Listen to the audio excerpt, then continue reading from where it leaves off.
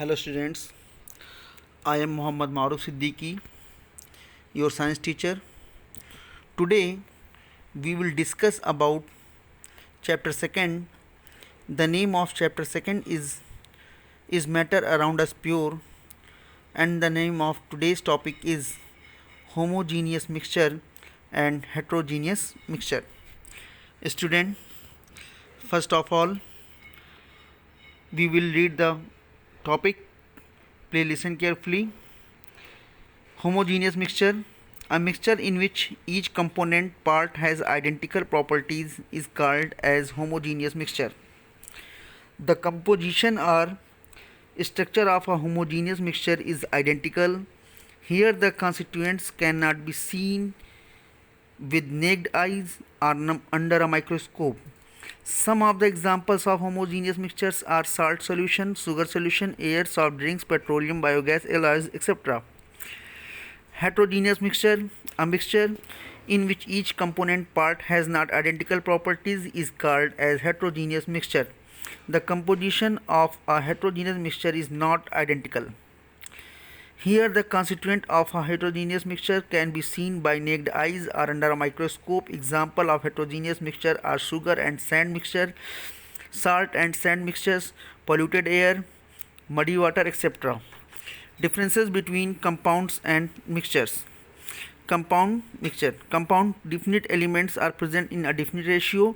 Mixture substances mix in any ratio. Compound elements combine chemically to form a compound.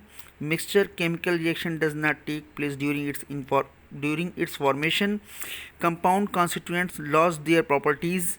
Mixture constituents retain their properties. Compound constituents cannot be separated by simple physical methods. Mixture constituent can be separated by simple physical method. Compound considerable energy changes takes place during the formation of decomposition of a compound. Example, energy changes do not take place or negligible during the formation of decomposition of a mixture. Compound, a compound is always homogeneous in nature. Mixture, a mixture may be homogeneous or heterogeneous in nature. Students, homogeneous mixture को हिंदी में कहते हैं समांगी मिश्रण.